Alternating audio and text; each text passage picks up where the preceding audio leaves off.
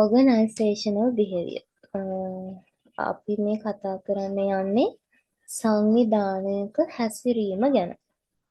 මුලින්ම බලමු OB. එහෙම නැත්නම් organizational behavior කියන්නේ මොකක්ද කියලා. definition එකට යන්න කලින් නිකන් normal idea එකක් දුන්නොත් OB කියන්නේ සරලවම කම්පැනි එක. එහෙම නැත්නම් සංවිධානයක ඉන්න මිනිස්සු ඉන්න කට්ටිය හැසිරෙන විදිහ අධ්‍යයනය කරන විෂය. සංවිධානයක ඉන්න පුද්ගලයන් හැසිරෙන්නේ කොහොමද? එයාලා අනිත් පැත්තත් එක්ක ඉන්ටරැක්ට් වෙන්නේ කොහොමද? ඒ වගේ විවිධ පුද්ගලයන්ගේ විවිධ හැසිරීම් ගැන අධ්‍යයනය කරන එක තමයි OB වලදී කරන්නේ. එතකොට අපිට definition එකක් තියෙනවා මුලින්ම OB වලට. OB is an academic discipline concerned with understanding, predicting, and controlling human behavior in organizations. OB කියන්නේ අධ්‍යයන ශාස්ත්‍රය. ඒ කියන්නේ organizations වල ඉන්න මිනිස්සුන්ගේ හැසිරීම් ගැන පර්යේෂණ කරන විෂයක්. එතකොට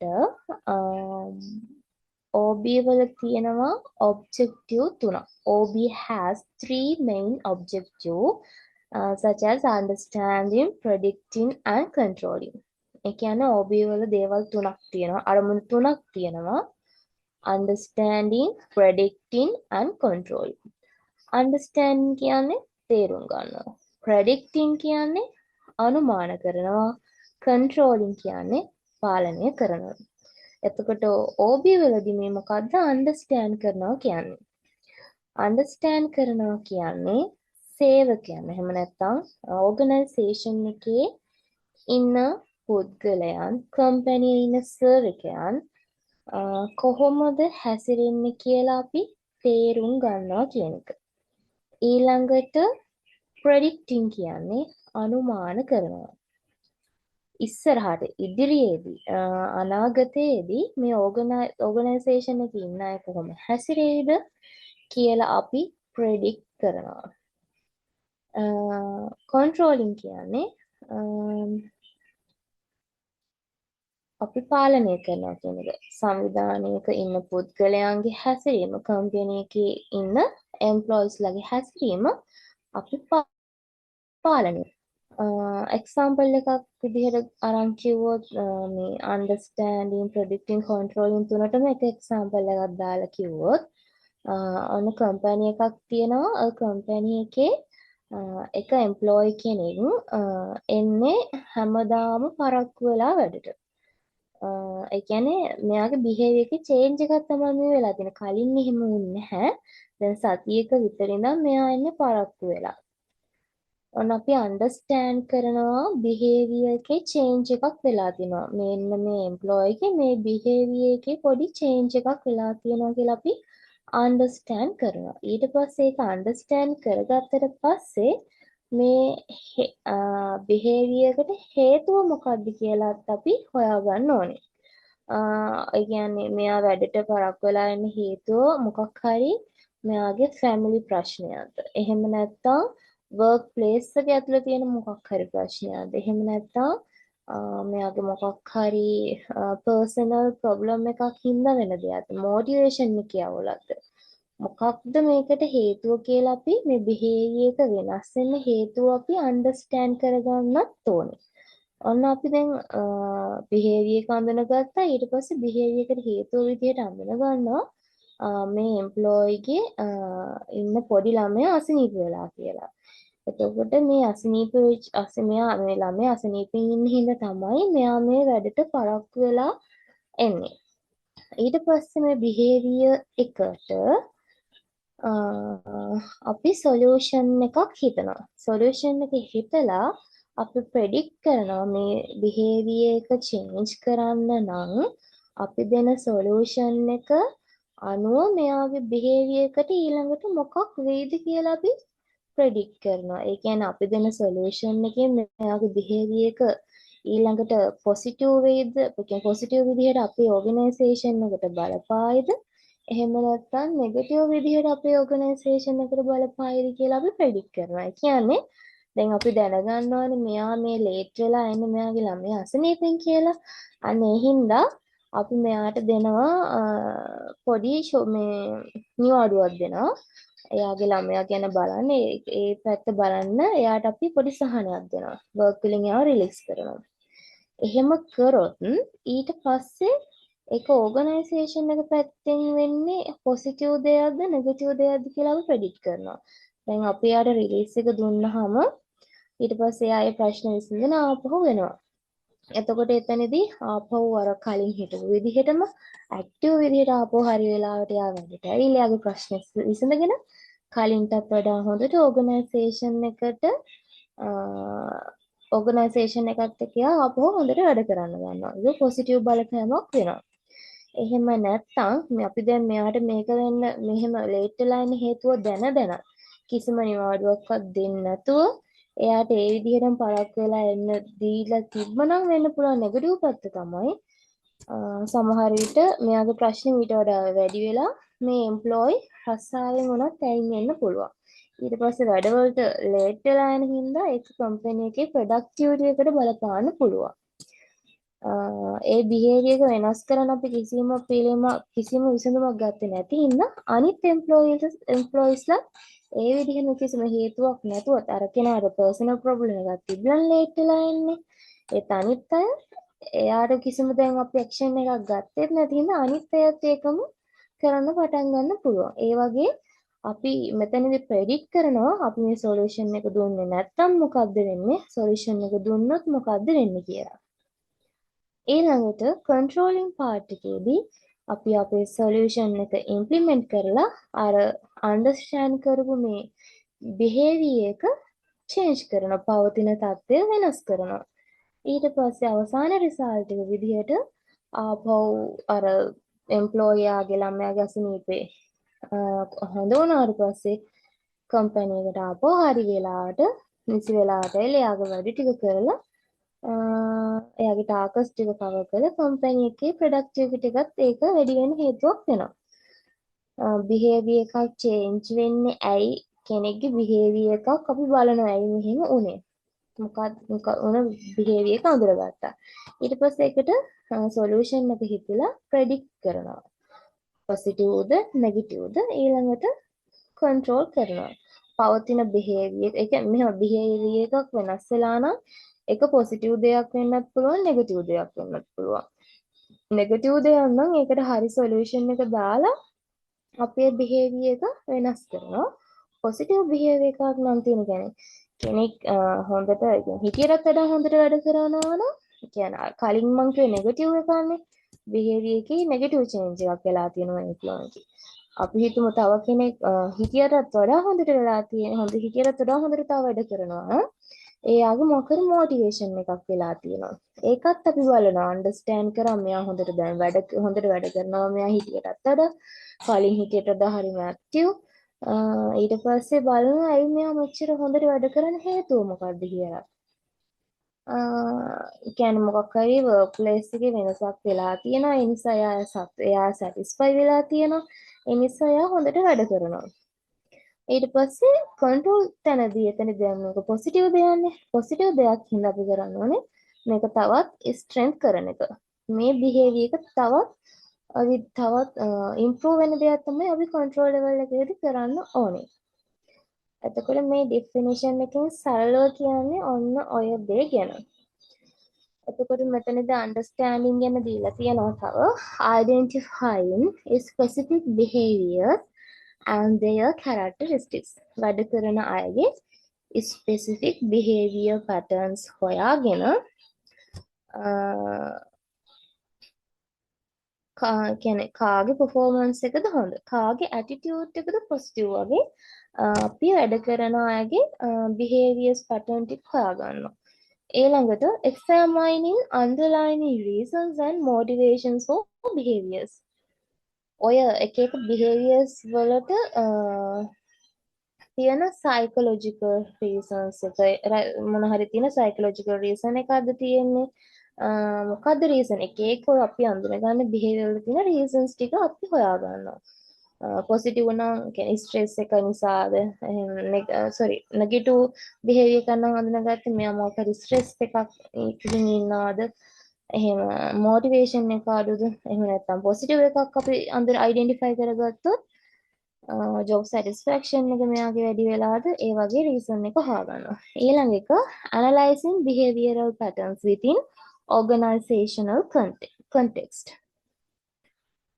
කියන්නේ company environment එකේ ඉන්න මිනිස්සුන්ගේ behavior එකට කොහොමද මේක බලපාන්නේ කියලා අපි analyze කරනවා. ඊළඟට predicting examining potential outcomes and consequences of behaviors. හැම behavior එකකම consequence එකක් තියෙන හැම හැසිරීමකටම මොකක් හරි බලපෑමක් තියෙනවා. ඒකින් අපි බලන්නේ මේ හැම තියෙන behavior එකේදී තියෙන consequence එක positive ද negative ද කියලා අපි check කරන්න ඕනේ predicting වලදී. ඊළඟට forecasting how individuals will react in specific situations.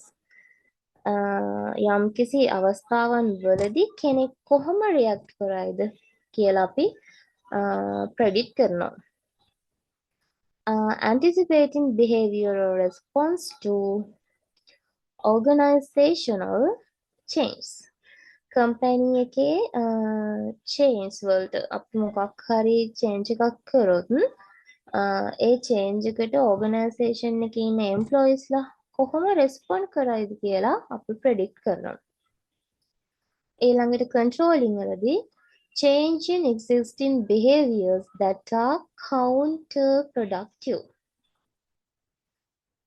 මේ counterproductive කියන්නේ company එකට හානියක් වන behaviors තියනවා නම් අපි control වලදී අපි හානියක් වෙන behavior එක නවත්තලා දානවා. Strengthen positive behaviors that benefit the organization. company එකට හොඳක් වෙන දෙයක් හොඳක් වෙන productive behavior කරන අපි ඒක තව තවත් ඒ behavior එක encourage කරන්න පුළුවන් දේවල් කරනවා. Implementing strategies to guide behavior toward desired outcomes.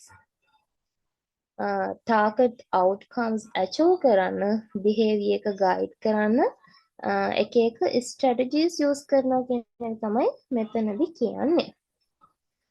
ඊළඟට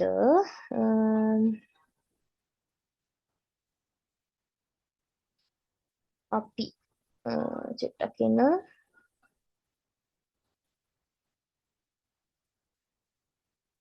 ඕනම් understanding predicting controlling කියන එක තව example එකක් කිව්වොත් company එක ඉන්නවා reception කෙනෙක්. කියන්නේ customer එක ඉස්සෙල්ලාම engage වෙන කෙනානේ මෙයා. එතකොට මෙයාගේ මේ හැසිරීම ටික දවස් ඉඳන් වෙනස් වෙනවා. එයා customers ලට හරියම කියන්නේ තරහින් හරියම rude හරියම aggressive විදිහට තමයි සැලකන්නේ. දැන් අපි understand කරනවා company එකේ ඉන්න reception ගේ හැසිරීම behavior එක හරියම rude කියලා. ඊට පස්සේ අපි behavior එකට හේතුව මොකක්ද කියලා හොයනවා.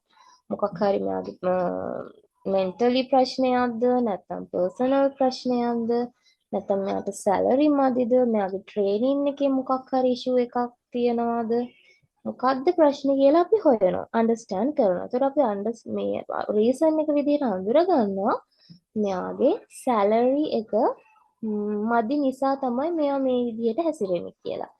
ඊට පස්සේ අපි predict කරනවා අපි දැන් solution එකක් විදිහට හිතනවා හරි මෙයාගේ salary එක මදි නිසායි මෙහෙම හැසිරෙන්නේ. අපි මෙයාගේ salary එක 120කින් වැඩි කරනවා කියලා 20% වලින් වැඩි කරනවා.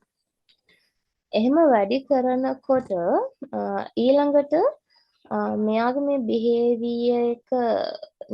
behavior එක හොඳ පැත්තට හැරිලා ඒක company එකට positive විදිහට බලපායිද negative වෙයිද කියලා කල්පනා කරනවා. ඇත්තටම 120කින් වැඩි කරොත් මෙයාගේ මේ salary එක වැඩි කරන්නේ නැති ප්‍රශ්නේ මෙයාට තියෙන්නේ. ඊට පස්සේ මෙයාගේ satisfaction එක වැඩි වෙලා ආවම මෙයා normal වෙන්න පුළුවන්.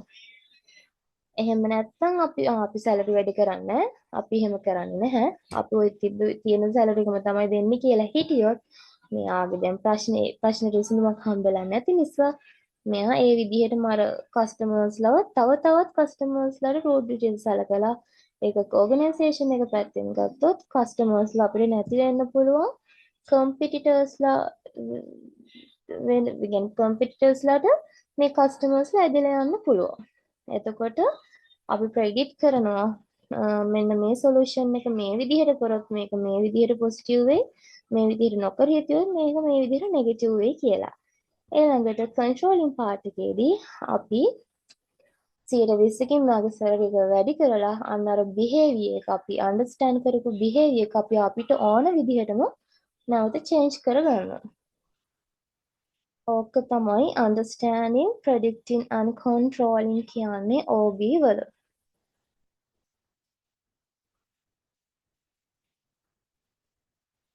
ඊළඟට තව definition එකක් තියෙනවා Robbins and Churchගේ. OB is a field of study that investigates the impact that three key factors have on behavior within organizations for the purpose of applying such knowledge towards improving an organization's effectiveness. OB කියන්නේ field of study එක. Organization වල තියෙන three key factors වල තියෙන impact එක investigate කරන විෂයක්. ඒ කියන්නේ මේ definition එකෙන් කියන්නේ organization එක මෙයාලා සාධක තුනක් යටතේ investigate කරනවා, අධ්‍යයනය කරනවා. ඒ සාධක තුන තමයි individuals, groups, organizations. මෙන්න මේ සාධක තුන මත පදනම්ව organizational behavior එක study කරලා අන්න ඒ ගත්තු knowledge එක මෙයාලා apply කරනවා organization එකේ effectiveness එක improve කරගන්න. එතකොට මෙතනදී individuals ලා ගත්තහම අපි individuals කියන fact එක study කරද්දී බලන්නේ personal characteristics, attitudes, personality traits. ඒතර group කියන fact එක study කරද්දී අපි බලනවා team dynamics, group processes, interpersonal relationships. Organizational structure කියන fact එක study කරද්දී අපි බලනවා company hierarchy එක, ඊළඟට company policies, procedure එක, culture එක. ඒ කියන්නේ අපි හිතමුකෝ අපි behavior එකක් understand කරගන්නවා company එකක් ඇතුලේ project deadline එකක් miss වෙලා team එකේ productivity එක low වෙලා. දැන් අපි OB apply කරලා මෙන්න මේ සාධක තුන යටතේ මේ behavior එක study කරන්න යනවා නම් individual level එකකින් ගිහින් බැලුවොත් මොකද්ද මේ deadline එක miss වෙන team එකේ productivity level එක අඩු වෙන්න හේතුව කියලා අපි දැන් ගිහින් බලනවා individual level එකකින් නම් අපි බලනවා study කරලා හේතු විදිහට තියන්න පුළුවන් personal stress level එක බලනවා. ඒ කියන්නේ individuals විදිහට ගිහින් බලනවා මෙයාලගේ stress level එක කොහොමද තියෙන්නේ කියලා. ඊළඟට skills වල මොන හරි gaps තියෙනවද කියලා බලනවා. ඊළඟට motivation level එක කොහොමද කියලා බලනවා individual විදිහට study කරලා.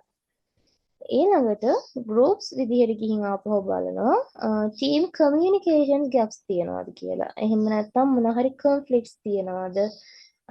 ඊළඟට leadership effectiveness එක evaluate කරලා බලනවා. ඒ වගේ group මට්ටමේ කණ්ඩායම් මට්ටමින් කියලා චුට්ටක් ස්ටඩි කරලා බලනවා මොකක්ද මේකට හේතුව කියලා. ඊළඟට organizational මට්ටමින් බලද්දී බලනවා නම් resource allocation වෙලා තියෙන විදිය කොහොමද කියලා check කරලා බලනවා. current දැනට තියෙන policies මොනවද කියලා බලනවා. ඊළඟට මේ company එකේ දැනට තියෙන culture එක employees ලාට support youද කියලා බලනවා. ඒ කියන්නේ දැනට අපිට තියෙන ප්‍රශ්නේ තමයි ටීම් ඩෙඩ්ලයින් ටික කියන්නේ ප්‍රොජෙක්ට් එකේ ඩෙඩ්ලයින් ඉස්සලා තියෙනවා ටීම් වල අර ප්‍රොඩක්ටිවිටි එක ලෝ වෙලා තියෙනවා. අපි OB ඇප්ලයි කරලා මේ ප්‍රශ්නෙට විසඳුම හොයද්දී මොකද්ද මේකට හේතුව කියලා හොයන්න යන්නේ මෙන්න මේ ලෙවල්ස් තුන විදිහට වෙන වෙනම ස්ටඩි කරලා බලලා. ඊට පස්සේ ගන්න නොලෙජ් එක අපි ඕගනයිසේෂන් එකේ ඉෆෙක්ටිව්නස් එක වැඩි කරගන්න විදිහට යූස් කරනවා. මේක තමයි මේ ඩෙෆිනිෂන් එකෙන් කියන්නේ. හරි ඊළඟට හරි මේ ටිකට යන්න කලින් දැන් මම ඉස්සෙල්ලාම කතා කරේ OB කියන්නේ මොකක්ද කියන එක. අපිට මේ OB ලෙස් මේ සබ්ජෙක්ට් එක ඇතුලේ පාඩම් 8ක් තියෙනවා කතා කරන්න. Introduction to OB, values, attitudes, personality, perception, learning, group and teams, power and politics. මෙතන මේ පාඩම් ටික අතරත් පොඩි සම්බන්ධයක් තියෙනවා කියන එක පෙන්වන්න තමයි මම පාඩම් ටික මෙතනදී පෙන්වුවේ. අපි දැන් introduction to OB වල definition දෙක කතා කරනකොට මෙතන levels තුනක් ගැන කතා කරානේ. අපි study කරනවා individual study කරන organisation එකක්, groups level එකකින් study කරනවා, ඊළඟට organizational structure එකකින් study කරනවා. එතකොට මෙතන මේ දෙවෙනි පාඩමේ ඉඳන් values attitudes learning මෙන්න values attitudes personality perception learning කියන්නේ individual attributes individual level එකකින් අපි study කරනකොට OB වලින් මෙන්න මේ දේවල් කියන්නේ මෙන්න මේ individual attributes ටිකක් තමයි මේ අපිට දීලා තියෙන්නේ දෙවෙනි පාඩමේ ඉන 1 2 3 4යි පාඩම් පහක් තියෙනවා ඉන්ඩිවිජුවල් ලෙවල් එකේ ඇට්‍රිබියුට්ස් කියන ඉගෙන ගන්න. එතකොට මේ ටික එකකට එකක් සම්බන්ධයි. හරිනේ. ඊළඟට අපි තව ලෙවල් එකක් ගැන කතා කරන්නේ groups කියලා. එතකොට groups and teams කියන්නේ group level එක. ඊට පස්සේ power and politics කියන්නේ organizational structure level එක. මේ පාඩම් මුළු OB lesson එකම යන්නේ අර level 3ට කඩලා. එතකොට මම නිකන් idea එකක් දෙන්නම්. අපි මුලින්ම කතා කරා OB කියන්නේ මොකක්ද කියලා. OB කියන්නේ සරලවම company එක මිනිස්සු කොහොමද හැසිරෙන්නේ කියලා අධ්‍යයනය කරන විෂයක්. එතකොට values කියන්නේ අපේ හැසිරීම මෙහෙයවන මූලික විශ්වාස. චුට්ටක් ඉන්න.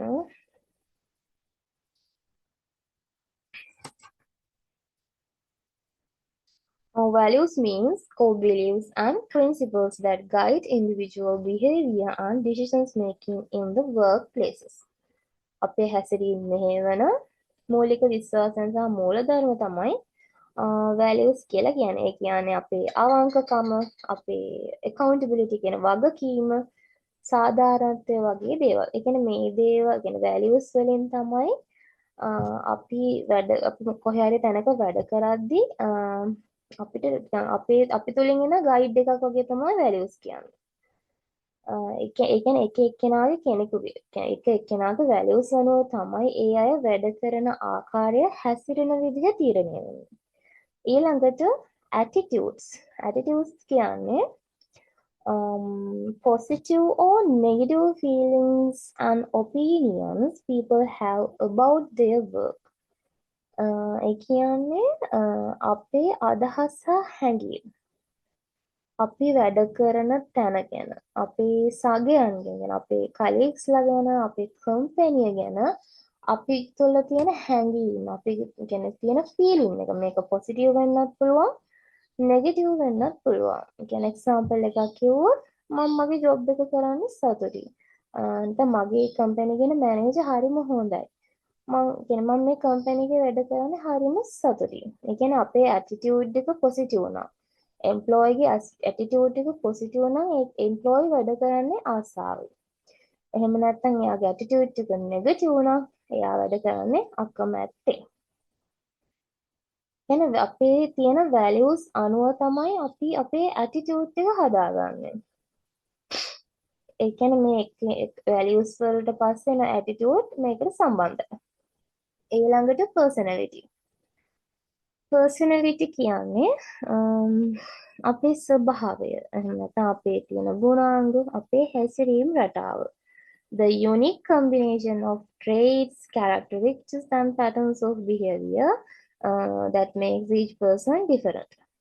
يعني personality කියන එක එක්කෙනාට වෙනස් දෙයක්. ඒ කියන්නේ කෙනෙක්ගේ ස්වභාවය කියන එක තමයි personality කියන්නේ සරලවම. කෙනෙක් ඉන්න පුළුවන් හරිම social. තව කෙනෙක් ඉන්න පුළුවන් හරිම silent. කියන්නේ extrovert වෙන්න පුළුවන්, introvert වෙන්න පුළුවන්. කියන්නේ තව friendly, shy ඒ වගේ. ඒ කියන්නේ එක එකනා එක ප්‍රොබ්ලම් විසඳන විදිය හරිම වෙනස්. එක එකනා යාර තමන්ගේ ස්ට්‍රෙස් එක හැන්ඩල් කරගන්න විදිය වෙනස්. ඒක වෙන්නේ එයාලගේ පර්සනැලිටි එක අනුව. තව කෙනෙක්ට තියෙන පර්සනැලිටි එක නෙමෙයි තවත් කෙනෙක්ට තියෙන. මේක එක එක්කෙනාට අනුව වෙනස් වෙනවා. ඊළඟට අපිට තියෙනවා perception. අපි දැන් perception වලට කලින් කතා කරන්නේ personality ගැනනේ. එතකොට මේ personality එක අනුව තමයි individual කෙනෙක්ගේ, නැත්නම් employee කෙනෙක්ගේ, පුද්ගලයාගේ human කෙනෙක්ගේ personality එක අනුව තමයි ඒ අය එක දේවල් pursue කරන ආකාරය තීරණය වෙන්නේ. pursue කියන්නේ දකින විදිහ තීරණය වෙන්නේ ඒ අයගේ personality එක අනුව. එතකොට perception කියන්නේ how individuals interpret and make sense of information and situations around them. පුද්ගලයා තමන්ගේ අවට තියෙන දේවල් ඒ සිටුේෂන් එක අනුව ඒ තියෙන තොරතුරු මත පදනම්ව කොහොමද තේරුම් ගන්න කියන එක තමයි perception කියන්නේ. එක අය එක දේවල් දකින විදිහ එකිනෙකට වෙනස්. perceive කරන විදිහ හරිම different. උදාහරණයක් කිව්වොත් අපි කම්පැනි එක මීටින් එකක ඉන්නකොට ඒ බොස් ඒ මීටින් එක හරිම සීරියස් විදිහට කරන් යනවා නම් කියන්නේ ඒ වැඩේට හොඳ අවධානයක් දීලා ඒ දේ විතරයි කරන් යන්නේ. එතකොට එතන ඉන්න අනිත් එම්ප්ලොයිස් ලාගෙන් එක්කෙනෙක් හිතනවා අද බොස් හරිම කන්සන්ට්‍රේට් මේ වැඩේට. එයා හරිම සීරියස් වෙලා තමයි ඉන්නේ, හරිම කන්සන්ට්‍රේට්, හරිම සැටිස්ෆයි විදිහට තමයි මෙයා අද මේක කරන් යන්නේ කියලා එක්කෙනෙක් හිතනවා. ඊට තව කෙනෙක් හිතන්න පුළුවන් අද නම් මෙයා ඉන්නේ හරිම තරහින්, එක්ක අපිත් එක්ක තරහින්, එක්ක වෙන මොකක් හරි ප්‍රශ්නයක්, වැඩේ ගැන විතරමයි මෙයා ගොළුවේ තියෙන. ඒ වගේ තව කෙනෙක් එයාගේ දැනුම අනුව, එයාගේ ඇටිටියුඩ් එක, එයාගේ පර්සනැලිටි ඒ විදිහ අනුව එයා ඒ විදිහට හිතනවා අන්න අර සිටුේෂන් එක ගැන. එකම සිටුේෂන් එක වුණත් එතන ඉන්න අය ඒක දකින විදිහ වෙනස්. perception කියන්නේ ඒකට. ඊළඟට learning. The process of acquiring new knowledge, skills, or behaviors through experience, study, or training. Learning කියන්නේ අපේ අත්දැකීම් අනුව, අපි ගන්න පුහුණුව අනුව අපි දේවල් ඉගෙන ගන්න විදිහ. ඒ කියන්නේ අලුත් දේවල් ඉගෙන ගන්න ක්‍රමයක් තමයි ලර්නින් කියන්නේ. අපි අපේ අත්දැකීම් වලින්, එහෙම නැත්නම් ට්‍රේනින් වලින්, අපේ මිස්ටේක්ස්, අපේ එක්ස්පීරියන්ස් වලින් අපි දේවල් ඉගෙන ගන්නවා. කියන්නේ වර්ක් ප්ලේස් එකක් ගත්තොත් නිතරම අපිට එක ස්කිල්ස් ඉගෙන ගන්න තියෙනවා. ටෙක්නොලොජිස් ඉගෙන ගන්න තියෙනවා. එක වෙනස් වෙන ප්‍රොසීජර්ස් ඉගෙන ගන්න තියෙනවා. එතකොට ලර්නින් කියන දේ වර්ක් ප්ලේස් එකකට වැදගත් වෙනවා. හරි. එතකොට එකේ අපි එක දේවල් දකින විදිහ වෙනව තමයි සමහර ගොඩක් දේවල් ලර්න් කරන්නේ. එතකොට මේ values, attitudes, personality, perception, learning කියන මේ individual attributes ටික එහෙම නැත්නම් මේ lesson ටික එකිනෙකට සම්බන්ධයි. හරි. ඊළඟට groups and teams කියන්නේ ඒක අපි පාඩමේදීම කතා කරමු. සරලව groups කියන්නේ එකට වැඩ කරන කීප දෙනෙක්, teams කියන්නේ එකම goal එකකට, එකම අරමුණකට කැප වෙලා වැඩ කරන කණ්ඩායම්. මේ දෙකේ වෙනසක් තියෙනවා. අපි ඒක lesson එකේදී කතා කරනවා. ඊළඟට power and politics සංවිධානය තුළ තියෙන අධිකාරිය බලපෑම සහ තීරණ ගැනීමේ බලය කොහොමද බෙදලා තියෙන්නේ? කවුද තීරණ ගන්නේ? කවුද ඕගනයිසේෂන් එක ගැන තීරණ ගන්නේ? කවුද කාගේ අතේද පවර් එක තියෙන්නේ? කවුද රිසෝසස් ටික හරියට ඇලෝකේට් කරන්නේ? කවුද එම්ප්ලොයිස්ලාට ප්‍රොමෝෂන් දෙන්නේ? කවුද සැලරි එක ගැන තීරණය කරන්නේ? Power politics. ඒ කියන්නේ මේ කම්පැනි එකේ ඕගනයිසේෂන් එකේ පවර් පොලිටික්ස් කියන්නේ මේවට. හරි අපි එහෙනම් අපි පළවෙනි පාඩමට යමු. Introduction to OB.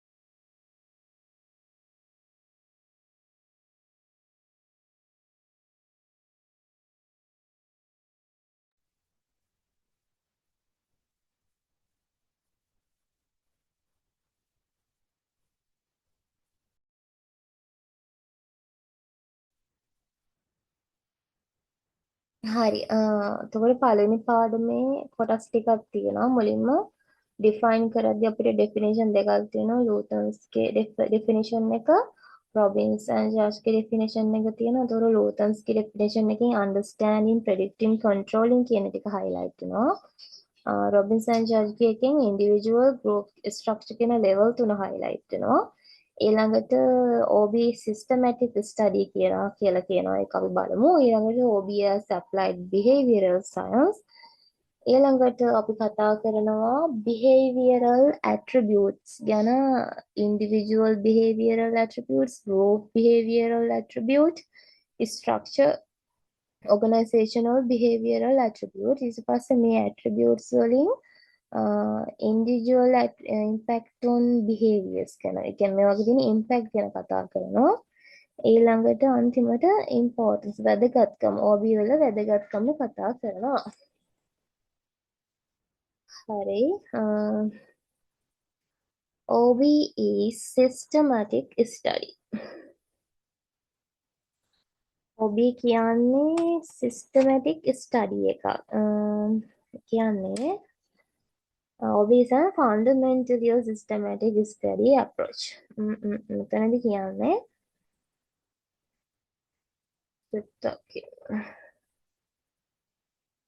ඒ කියන්නේ අපිට අර ඩෙෆිනිෂන් එකේ මොනවද කියන්න පුළුවන්. කියන්නේ three key factors යටතේ individual groups organization වගේ මොකක් හරි system එකකට ස්ටඩි කරලානේ මේගොල්ලෝ OB කියන කියන්නේ ප්‍රශ්න වලට කියන්නේ behaviors වලට solution දෙන්නේ. ඒතකොට එතනම system එකක් තියෙනවා. අපි වෙනස් විදිහට කිව්වොත් OB කියන්නේ systematic study එකක් කියලා. ඒ කියන්නේ අපි මුලින්ම examining relationships between variables. ඒ කියන්නේ එක එක factors වල තියෙන connection එක අපි මුලින්ම හොයනවා.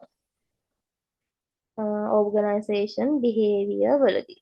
නැත්නම් organizational behavior කියන්නේ ස්ටඩි කරනකොට අපි පළවෙනියටම examining relationships between variables විවිධ variables අතර තියෙන connection එක හොයනවා. ඊළඟට attempting to identify causes and effects. මොනවාද බලපෑම් ඊට පස්සේ කියන්නේ causes මොකක්ද හේතුව මොකද රීසන් එක ඒ රීසන් එක නිසා වෙන ඉෆෙක්ට් එක මොකක්ද කෝස් ඇන් එෆෙක්ට් වල තියෙන රිලේෂන්ෂිප් එක අපි හඳුනගන්නවා. ඊළඟට drawing conclusion based on evidence. සාක්ෂි මත පදනම්ව තමයි අපි අවසානයේ නිගමනයකට එන්නේ. OB කියන්නේ සිස්ටම් එකක්. මෙන්න මේ සිස්ටම් එක අනුව තමයි අපි දේවල් අධ්‍යයනය කරන්නේ. එතකොට අවසානයේදී අපි කිව්වා සාක්ෂි මත එවිඩන්ස් මත පදනම්ව තමයි අපි කන්ක්ලූෂන් නිගමන වලට එන්නේ කියලා. එතකොට මොනවද මේ එවිඩන්ස්? එවිඩන්ස් වර්ග කිහිපයක් තියෙනවා. සයන්ටිෆික් එවිඩන්ස් කියන්නේ විද්‍යාත්මක සොයා ගැනීම. ඊළඟට එම්පයරිකල් එවිඩන්ස් ප්‍රැක්ටිකල් එක්ස්පීරියන්ස් වලින් අපිට ලැබෙන දත්ත. අපිට ලැබෙන සාක්ෂි. ඊළඟට evidence based on management practices.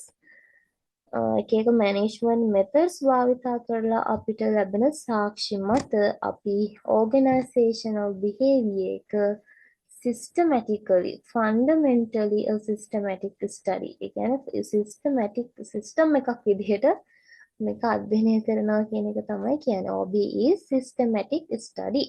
ක්‍රමානුකූලව වෙන අධ්‍යයනයක්. ඊළඟට OB as applied behavioral science. Applied behavioral science. OB is an interdisciplinary field.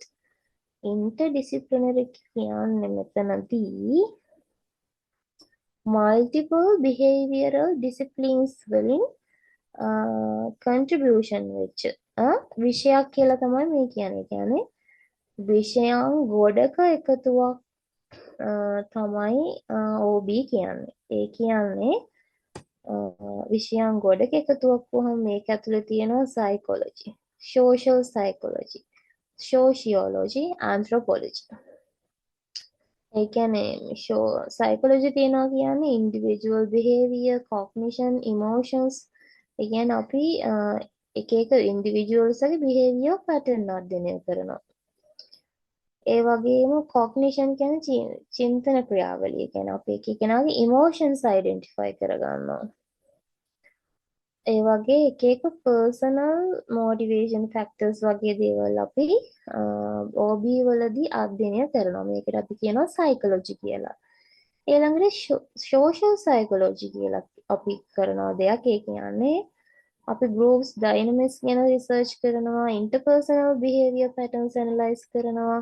ඊළඟට team වල තියෙන interactions ඒ වගේ දේවල් අපි study කරනවා. ඒක ඒකට තමයි social psychology කියන්නේ. ඊළඟට මේක ඇතුළේ තියෙනවා sociology. ඒ කියන්නේ අපි social system එක එහෙම නැත්නම් organizational structure එක අපි පරීක්ෂා කරලා බලනවා. organizational structures වල impact අපි assess කරනවා. ඊළඟට එක එක social patterns ගැන අපි search කරනවා. එතකොට මේක sociology. මේක ඇතුළේ sociology තියෙනවා. ඊළඟට anthropology. culture influences study කරනවා. organizational culture development අපි track කරනවා. එතකොට cross cultural behaviors patterns අපි compare කරලා බලනවා. එතකොට මේවට කියනවා අපි anthropology කියලා. කියන්නේ OB තුළ එක විෂයන් ගොඩක් තියෙනවා. මේ විෂයන් ගොඩක එකතුවක් එක්ක තමයි අපි OB කියන එක අධ්‍යයනය කරන්නේ. OB interdisciplinary field. නැත්නම් as a applied behavioral science. ඒ නිසායි අපි මේකට එහෙම කියන්නේ. කියන්නේ මේ වගේ අධ්‍යයන ශාස්ත්‍ර ගොඩක එකතුවක් තමයි OB කියන්නේ. ඊළඟට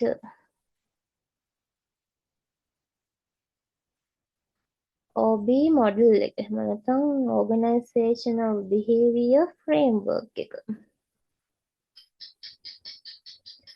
අපි ඕගනයිසේෂන් එකක ඉන්න මිනිස්සුන්ගේ හැසිරීම කොහොමද වෙනස් වෙන්නේ කියලා කොටස් තුනකට වෙන්වෙන් කරලා තමයි බලනවා කියලා අපි කලිනුත් කිව්වා. රොබින්ස් ජාෂ්ගේ ඩෙෆිනේෂන් එකේදී individual level, group level, structure level කියන්නේ මේ organizational structure level එක. මේ විදිහට කොටස් තුනකින් levels තුනකින් එහෙම නැත්නම් සාධක තුනක් යටතේ අපි සංවිධානයක ඉන්න මිනිස්සුන්ගේ හැසිරීම කොහොමද වෙනස් වෙන්නේ කොහොමද වෙනස් වෙලා තියෙන්නේ ඇයි මෙහෙම වෙනස් වෙලා තියෙන්නේ කියලා අපි අධ්‍යයනය කරනවා. එතකොට ඉන්ඩිවිජුවල් එක එක්කෙනා අනුව අපි ඒ අයගේ ඇටිටියුඩ්ස් බලනවා වැලියුස් බලනවා අයලගේ ලර්නින් එක කොහොමද පර්සනැලිටි එක පර්සෙප්ෂන් එක කොහොමද කියලා අපි බලනවා. groups ගත්තොත් group dynamics conflicts team interactions group process බලනවා. ස්ට්‍රක්චර් ගත්තොත් organizational structure system එක organizational process එක ඒ වගේ දේවල්.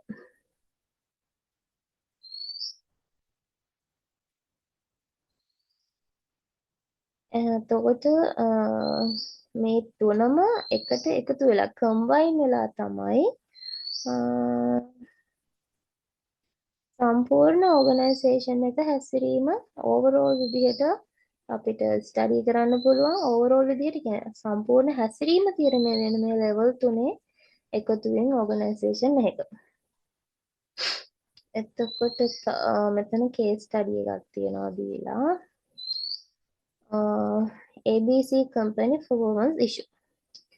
ABC company is a software development firm with 150 employees. Recently, the company has been experiencing declining productivity and high employee turnover rates. The HR manager has noticed several issues. Individual employees seems demotivated and lack of job satisfaction. Team meetings are unproductive with frequent conflicts. The company culture has become very rigid with executive bureaucracy. Decision making is centralized with limited employee input. Sarah is a talented software developer, joined ABC company 6 months ago. Despite her technical skills, she feels disconnected from her work. Her team rarely collaborates effectively. She noticed that senior management makes all decisions without consulting the development team. So, Sarah is considering leaving the company. මෙතනදි කියන්නේ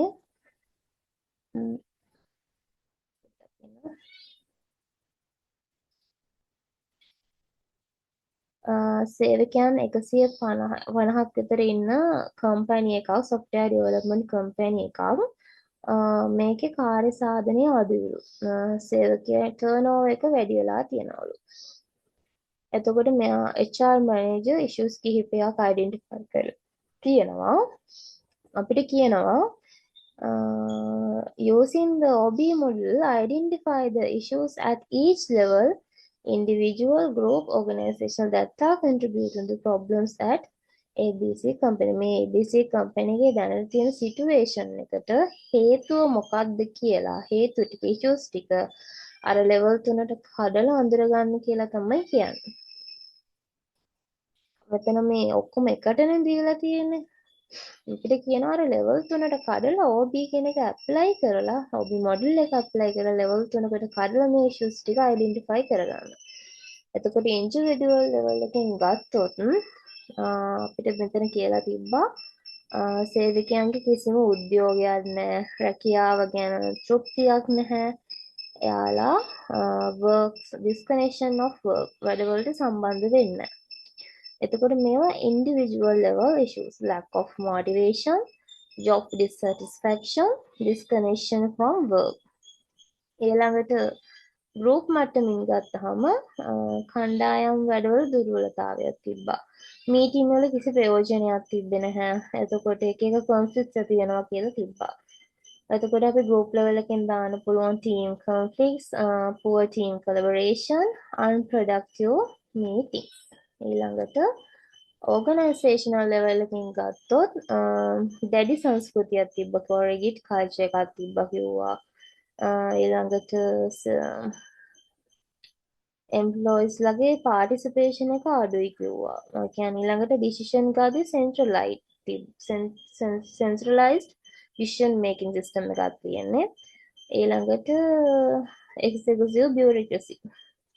ඒ කියන්නේ executive bureaucracy කියන්නේ අර අධික විදියට බලතල මොකක් හරි පතරන එහෙම මොකක් හරි කියන්නේ. මෙන්න මේ issues ටික මේ විදිහට individual level, group level, organizational විදිහට අපිට issues ටික කඩලා වෙන් කරලා OB model එක use කරලා මේ විදිහට අපිට කරන්න පුළුවන්. හරි ඊළඟට අර අතන අපි තව දීලා තිබ්බනේ මේ සාරා කියලා කෙනෙක් ඉන්නවා. එයා දක්ෂ software developer කෙනෙක්. මාස 6කට කලින් තමයි කම්පැනි එකට මෙයා join වෙන්නේ. එතකොට මෙයා අයින් වෙන්න හේතු ටිකක් අපිට දීලා තිබ්බා. technical skills තියෙනවා. හැබැයි මෙයාට හරියට කිසිම වැඩක් කරලා කියන්නේ ටීම් එකේ තියෙන වැඩ අඩුයි. ඊළඟට senior management එකෙන් මෙයාලව consultation කරන්නේ නැහැ. development teams වලට consulting දෙන්නේ නැහැ. ඉතින් මේ හේතු නිසා තමයි මෙයා මේකෙන් අයින් වෙන්නේ කියලාත් කියලා තිබ්බත් මෙතන.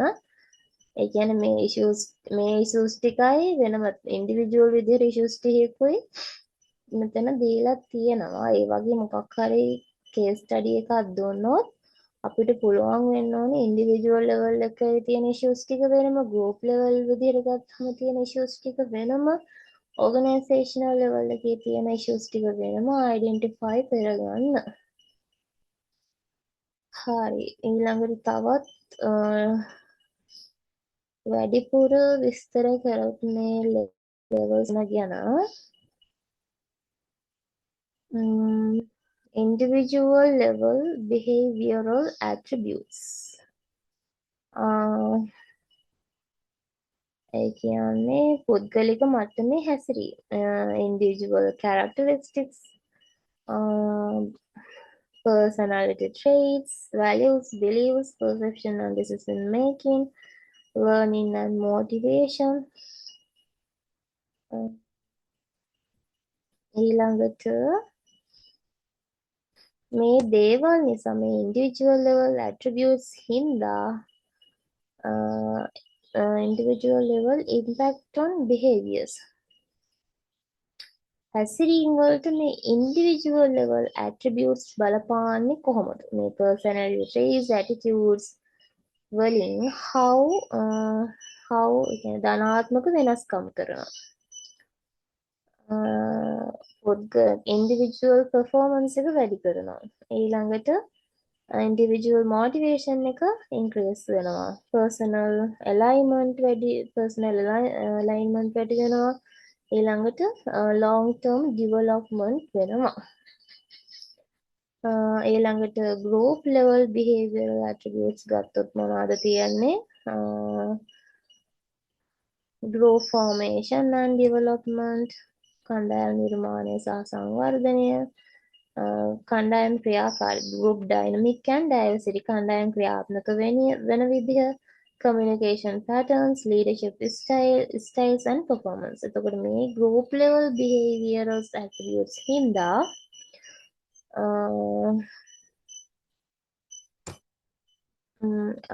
team dynamic ක්‍රියාකාරීත්වය අඳුරගන්න පුළුවන්. effective collective performance ඵලදායී සාමූහික කාර්ය සාධනයක් බලා ගන්න පුළුවන්. group cohesion and productivity සහයෝගිතාවය ඵලදායීතාවය වැඩි වෙනවා. goal influence and decision making effects ඊළඟට goal effective training. ඊළඟට organizational level එකේ behavioral attributes. organizational structure and design, organizational change and development, corporate culture and climate, power and politics, organizational communication system. එතකොට impact එක තමයි how organizational system shape employee behavior. කොහොමද employee behavior එක මේ organization එක system එක වෙනස් organization system එකකින් කොහොමද employee behavior එක හැඩගස්වන්නේ? culture influence on work practices ඒ ටික තමයි.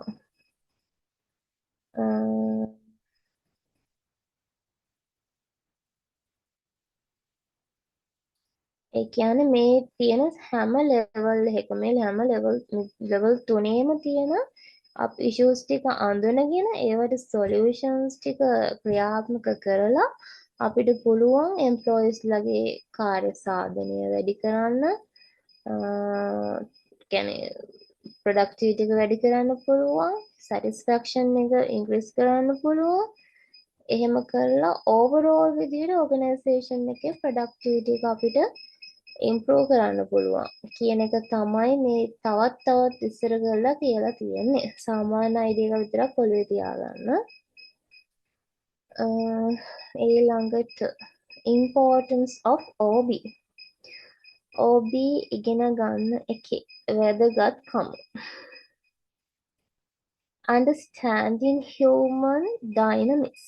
මිනිස් ගතිකත්වය. ඒ කියන්නේ මිනිස්සු කොහොමද හිතන්නේ සහ ඒගොල්ලන්ට කොහොමද දැනෙන්නේ කියලා අපිට ඉගෙන ගන්න පුළුවන්. මේ කියන්නේ මිනිස්සු කොහොමද ඉගෙන හිතන්නේ කියන එක දැනගත්තොත් ඕගනයිසේෂන් එකක් විදිහට අපේ එම්ප්ලොයිලගේ එම්ප්ලොයිස්ලා කොහොමද හිතන්නේ එයාලට කොහොමද දැනෙන්නේ කියලා අපි දැනගන්නවා නම් අපිට එම්ප්ලොයි සැටිස්ෆැක්ෂන් එක තව තවත් වැඩි කරන්න පුළුවන්. ඊළඟට improving productivity and performance. කාර්යක්ෂමතාවය වැඩි කරන්න පුළුවන්. කණ්ඩායම් වැඩ කරන්නේ කොහොමද කියලා බලලා. අපිට පුළුවන් කියන්නේ තව තවත් ඒ කියන්නේ මොන හරි issues තියනවා නම් ඒ ටික නැති කරලා මොන හරි positive දේවල් තියනවා නම් ඒවා තව තවත් වැඩි දියුණු කරලා අපිට අපේ කම්පැනි එක පැත්තෙන් අපිට අපේ ප්‍රොඩක්ටිවිටි එක වැඩ කරන්න පුළුවන්. ඊළඟට managing change and adaptation. කියන්නේ අලුත් ටෙක්නොලොජීස් අලුත් ප්‍රොසීජර්ස් වගේ කම්පැනි එකක් අතරේ ඉම්ප්ලිමන්ට් කරද්දී ගොඩක් වෙලාවට හැමෝම ඒක එකම විදිහට බාරගන්නේ නැහැ. එතකොට ඒ වගේ චේන්ජ් මැනේජ් කරන්න ඒවට ඇඩප්ට් කරගන්න අපිට මේ OB කියන එක උදව් වෙනවා. එතකොට ඊළඟට creating a positive work culture. ධනාත්මක වැඩ සංස්කෘතියක් හදන්න පුළුවන් අපිට මේ OB වලින්. ඒ කියන්නේ එම්ප්ලොයිස්ලා වැඩ කරන්න කැමති වටපිටාවක් අපිට හදන්න පුළුවන්. ඊළඟට සාධාරණ කියන්නේ සාමෝටම සමාන විදිහට සලකන ජාතිය ඒ වගේ දේවල් හිතන්නේ නැතුව ඒ වගේ අවංකව කරුණාවන්තව කියන්නේ creating positive work culture කෙනෙක්ට